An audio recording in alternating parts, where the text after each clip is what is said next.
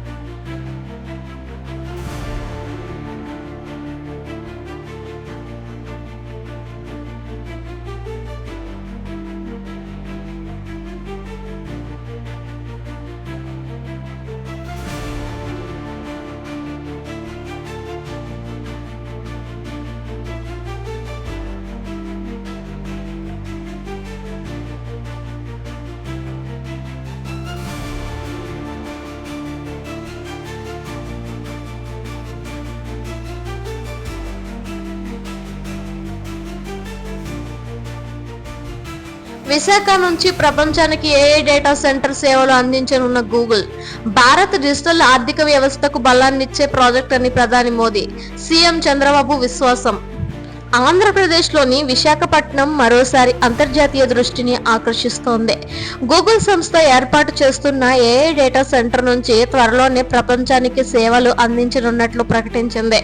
ఈ సెంటర్ ద్వారా భారత డిజిటల్ ఆర్థిక వ్యవస్థకు కొత్త ఊపు వస్తుందని ప్రధానమంత్రి నరేంద్ర మోదీ, ముఖ్యమంత్రి చంద్రబాబు విశ్వాసం వ్యక్తం చేశారు. గూగుల్ ప్రతినిధులు తెలిపారు, విశాఖ నుంచి ప్రపంచానికి ఆర్టిఫిషియల్ ఇంటెలిజెన్స్ ఆధారిత సేవలు అందించడానికి మేము సిద్ధమయ్యాము. భారతీయ ప్రతిభను ప్రపంచానికి చూపేందుకు ఈ సెంటర్ ప్రధాన వేదిక అవుతుందని అన్నారు. ఈ సందర్భంగా మోదీ మాట్లాడుతూ, విశాఖలో గూగుల్ డేటా సెంటర్ ప్రారంభం భారత డిజిటల్ ఆర్థిక వ్యవస్థలో కొత్త అధ్యాయం. ఈ ప్రాజెక్టుకు యువత అవకాశాలు, దేశానికి గౌరవం తీసుకొస్తుందని అన్నారు. ఇది కేవలం డేటా సెంటర్ కాదు, ఇది భారత భవిష్యత్తుకు ఆర్థిక బలం. విశాఖ నుంచి ప్రపంచానికి సేవలందించే గూగుల్ ప్రాజెక్టు ఆంధ్రప్రదేశ్కి గర్వకారణం. మన రాష్ట్రాన్ని ప్రపంచ డిజిటల్ మ్యాప్లో నిలబెట్టే ఘనత ఇది అని సీఎం తెలిపారు. గూగుల్ ఆంధ్రప్రదేశ్ ప్రభుత్వంతో కలిసి 1.33 లక్షల కోట్ల రూపాయల పెట్టుబడితో ఈ ఏఐ డేటా సెంటర్ను నిర్మిస్తోంది. ఈ ప్రాజెక్ట్ 5 సంవత్సరాల్లో కాలంలో పూర్తవుతుంది. మొదటి దశలో డేటా ప్రాసెసింగ్ యూనిట్లు, ఏఐ రీసెర్చ్ ల్యాబ్లు మరియు ట్రైనింగ్ సెంటర్లు ఏర్పాటు చేయబడతాయి. గూగుల్, రాష్ట్ర ప్రభుత్వం కలిసి పనిచేస్తున్న ఈ ప్రాజెక్టులో స్థానిక యువతకు శిక్షణ ఇవ్వడానికి ప్రత్యేక కార్యక్రమాలు చేపడతారు.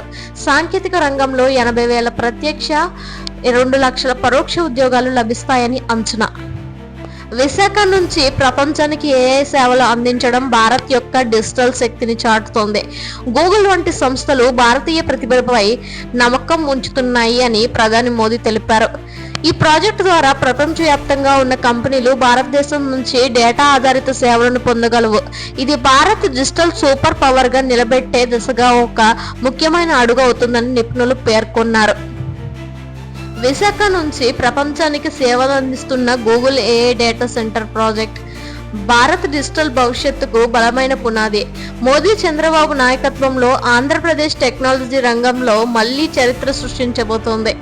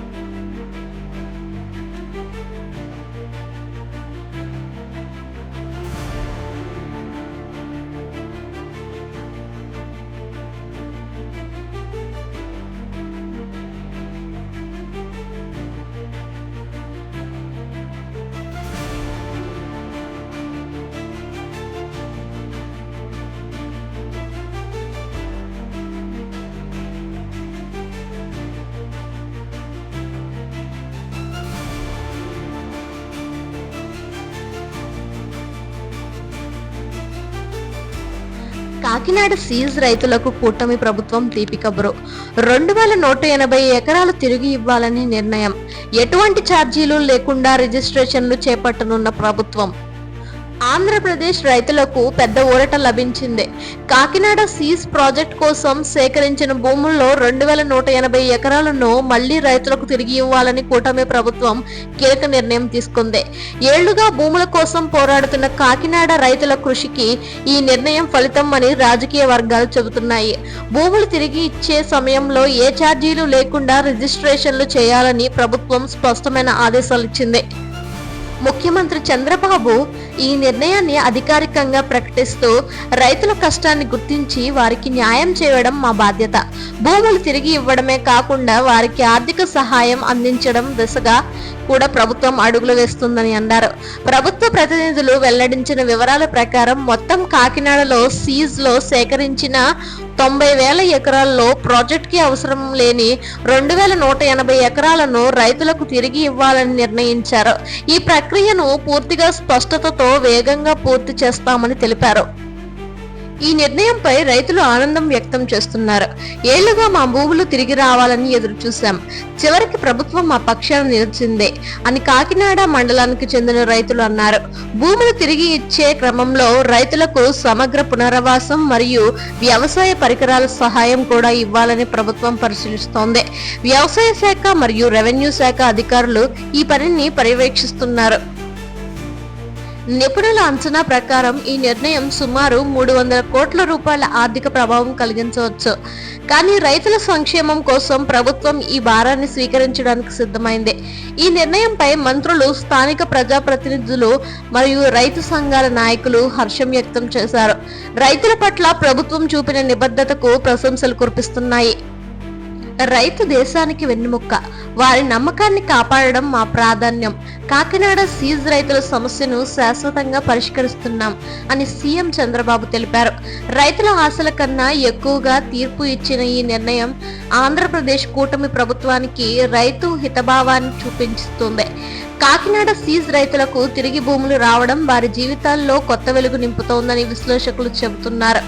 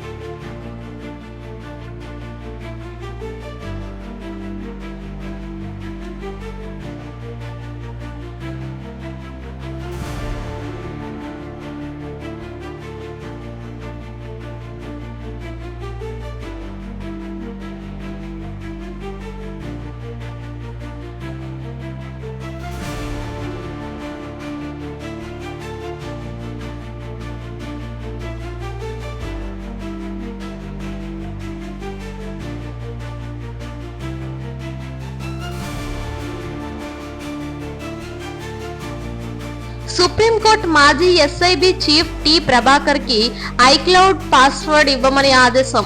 తాత్కాలిక రక్షణ పొడిగింపు. తెలంగాణ ఫోన్ ట్రాపింగ్ కేసులో ప్రధాన నిందితుడిగా చెప్పబడుతున్న మాజీ special intelligence bureau SIB chief T Prabhakar Rao విషయంలో కీలక తీర్పు వెలువడింది. సుప్రీంకోర్టు ఆయనకు కొన్ని షరతులతో సహకరించాలని సూచించింది. బెంచ్ వెల్లడించినట్లు ప్రభాకర్ రావును తన ఐక్లౌడ్ మరియు ఇతర క్లౌడ్ బుక్స్ అకౌంట్ పాస్వర్డ్స్ ను రీసెట్ చేసి పోలీస్ ఫారెన్సిక్ నిపుణుల ముందు అందించాలని సుప్రీంకోర్టు ఆదేశించింది. ఆపరేషన్ లో డేటా ఫోరెన్సిక్ మద్దతులు పాటించాలని, వీరి ప్రాతినిధ్యంలో ఏర్పాట్లు చేయాలని కోర్టు పేర్కొంది. కోర్టు ప్రచురించిన అపరాధ చర్యల నుంచి ఇచ్చిన తాత్కాలిక రక్షణను కొంతకాలం పొడిగించింది. అయితే విచారణ పూర్తి సహకారం ఇవ్వాలని, విచారణ అధికారికి హాజరు కావాలని కూడా ఆదేశించింది. రాష్ట్ర ప్రభుత్వం అభియోగ పెట్టిన మాట ప్రకారం సమాచారం మురిపించే ప్రయత్నాలు, పరికరాల ఫార్మెటింగ్ వంటివి జరగాయని, అందువల్ల విచారణ వేగం తగ్గుతోందని సొలిసిటర్ జనరల్ కోర్టుకు తెలిపారు. ప్రత్యక్షంగా పలు పత్రాలు, ఫారెన్సిక్ అవసరాలు ఉన్నాయని ఆయన పేర్కొన్నారు. ప్రభాకర్ రావుతో పాటు ఆయన న్యాయవాదులు విచారణలో సహకరిస్తామని, కొన్నిసార్లు రాజకీయ ప్రేరణతో కేసులు వేయబడుతున్నట్లు ఆమూలవాదులు చెప్పారు. వారి పాక్షిక సహకారం చూపుతామని కోర్టు ముందుకు తెలిపారు. సుప్రీంకోర్టు విచారణను జాగ్రత్తగా జరపాలని, ఫోరెన్సిక్ పద్ధతులు, ప్రైవసీ అంశాలు పరిశీలించాలని సూచించింది. కోర్టు కేసు తక్షణ భావంతో ట్రిక్ చేస్తోంది కాబట్టి పరిశోధన పక్షాలు ఒప్పందాల మేరకు చర్యలు తీసుకోవాలని సూచన ఇచ్చింది. ఈ కేసు తెలంగాణ రాజకీయాల్లో పెద్ద సంచలనంగా మారింది. పత్రాలు వెలుగులోకి వచ్చే డేటా మరియు ఫోన్లు సంబంధించిన కీలక రాజకీయ నాయకులపై అనుమానాలు ప్రచారంగా మారాయి. కోర్టు విచారణ పూర్తయ్యే వరకు రాజకీయ దిశలో తీవ్ర చర్చలు కొనసాగుతుందని నిపుణులు అభిప్రాయపడ్డారు. నిర్వాహంగం ఫోరెన్సిక్ జట్టు ఏర్పాటు చేసి ప్రభాకర్ రావు ఇచ్చే పాస్వర్డ్ ఆధారంగా బ్యాకప్ డేటాను పరిశీలిస్తారు. కోర్టు సూచనల ప్రకారం విచారణ వేగవంతం చేయడానికి అధికారులు చర్యలు తీసుకుంటారు.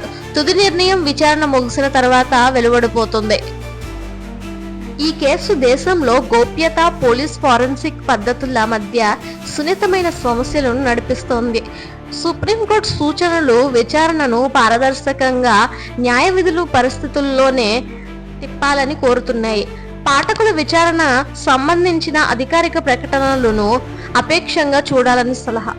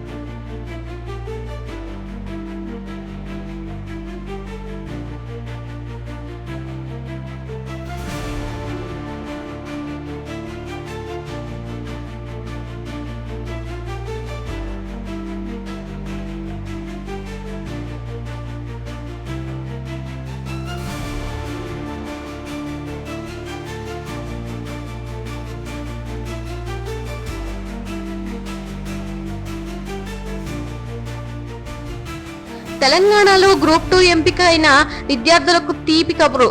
ఈ నెల 18న శిల్పా వేదికలో నియామక పత్రాలు అందజేయనున్న సీఎం రేవంత్ రెడ్డి.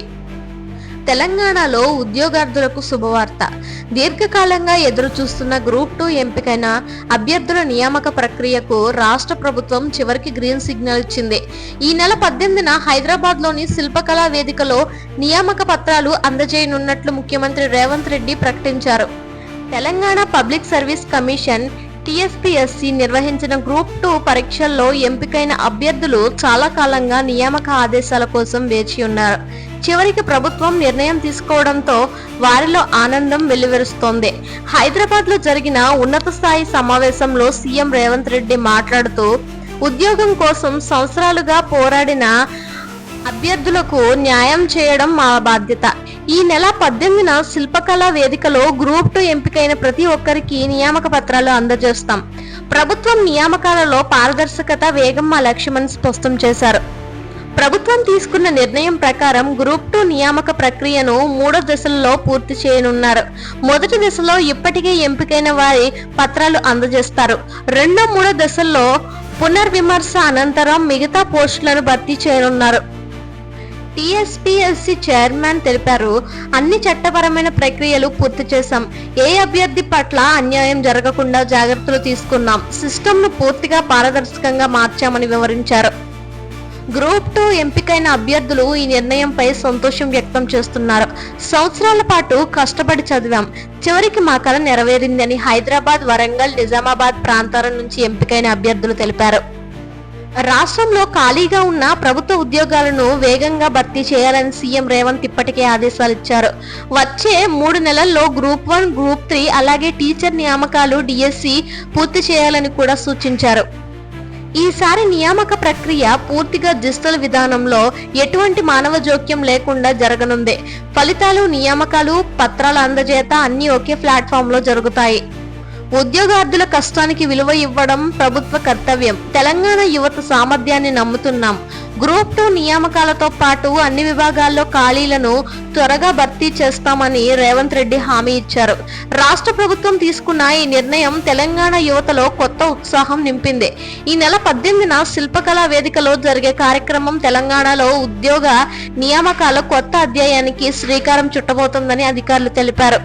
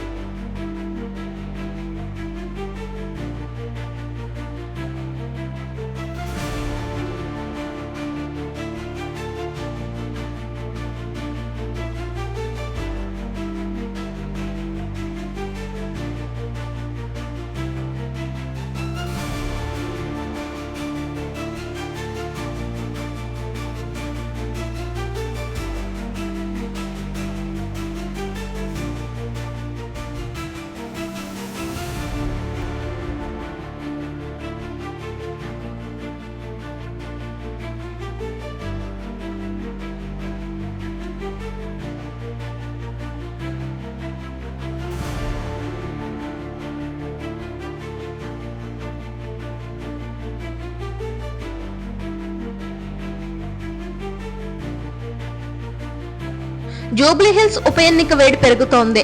మంత్రులతో కలిసి కాలనీల్లో ప్రచారం చేస్తున్న కాంగ్రెస్ పై కేటీఆర్ విమర్శలు, కుట్రలతో గెలవాలని చూస్తున్నారని ఆరోపణ. హైదరాబాద్ జూబ్లీహిల్స్ ఉప ఎన్నిక వేడెక్కింది. ఎన్నికల వేళ 3 ప్రధాన పార్టీల మధ్య గట్టి పోటీ నెలకొంది. కానీ రాజకీయ వ్యాఖ్యలతో వాతావరణం మరింత చురుగ్గా మారింది.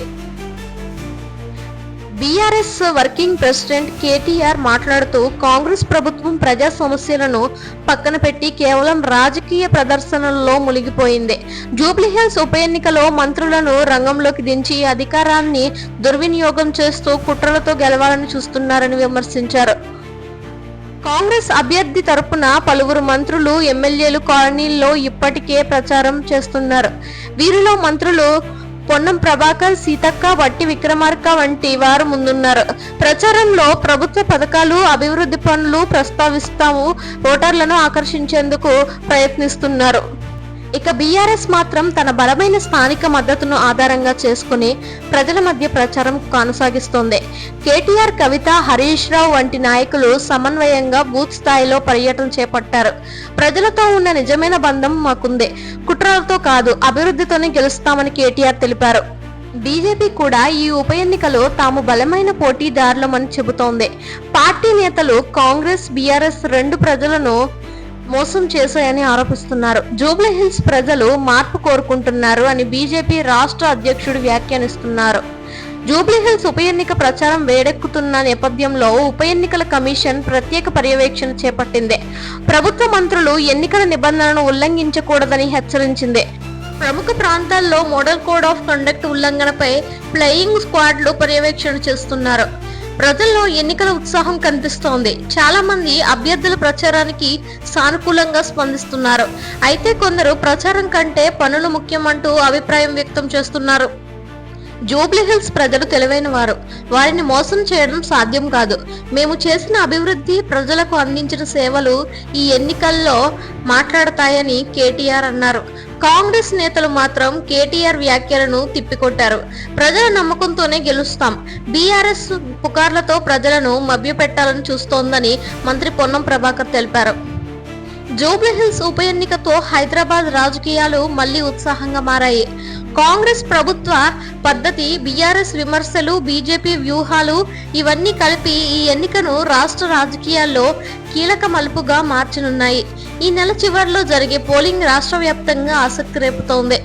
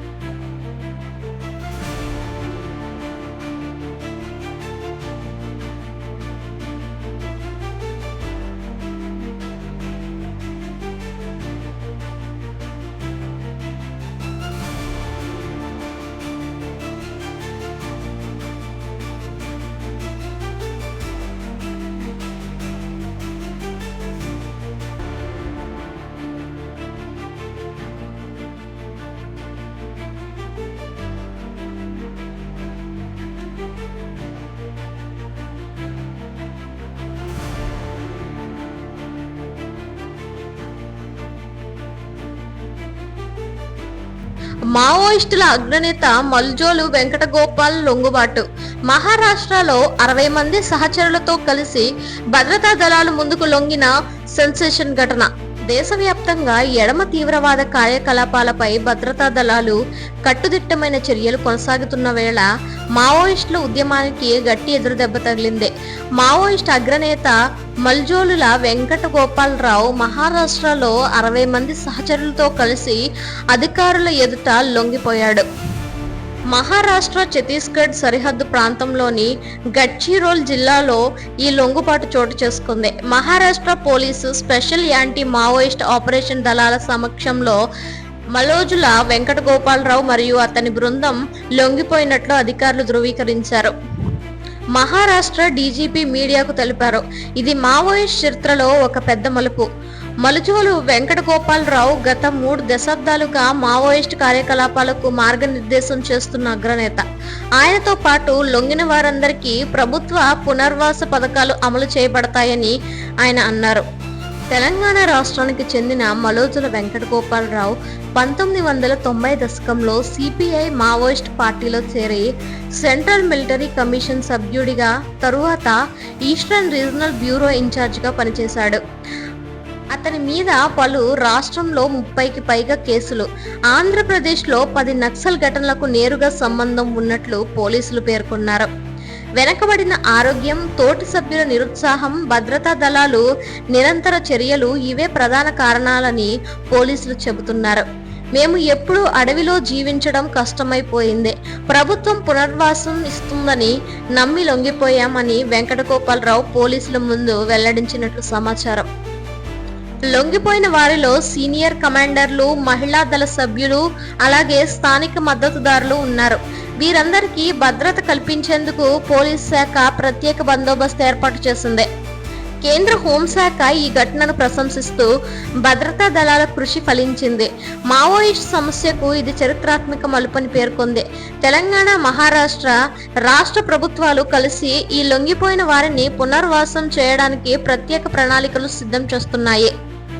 లొంగిపోయిన ప్రతి ఒక్కరికి ఉద్యోగావకాశాలు, నివాస సదుపాయాలు, పిల్లల విద్యా సాయం వంటి పథకాలు అమలు చేయబడుతున్నాయి. మావోయిస్టులు తిరిగి సామాజిక జీవనంలోకి రావడానికి అవసరమైన మార్గదర్శక శిబిరాలు కూడా ఏర్పాటు చేయబడతాయి. భద్రతా నిపుణులు చెబుతున్నారు, మావోయిస్టు ఉద్యమానికి ఇది పెద్ద దెబ్బ. మలోజుల వెంకటగోపాలరావు లాంటి నాయకులు లొంగిపోవడం ఇతర దళ సభ్యులపై పెద్ద ప్రభావం చూపుతుందని పేర్కొన్నారు. సరిహద్దు ప్రాంతాల్లో ప్రజలు ఈ నిర్ణయాన్ని స్వాగతిస్తున్నారు. మావోయిస్టుల భయంతో జీవితం కష్టమైపోయింది. ఇప్పుడు శాంతి నెలకొందని ఆశిస్తున్నామని గడ్చిరోలి గ్రామస్తులు చెప్పారు. మలోజుల వెంకటగోపాలరావు లొంగుబాటుతో మావోయిస్టు ఉద్యమం కొత్త దశలోకి అడుగుపెట్టిందని విశ్లేషకులు చెబుతున్నారు. భద్రతా దళాల కృషి, ప్రభుత్వ పునర్వాస విధానం కలిసి శాంతియుత భారత దిశగా మరో అడుగు ముందుకు వేసినట్లు నిపుణులు అభిప్రాయపడ్డారు.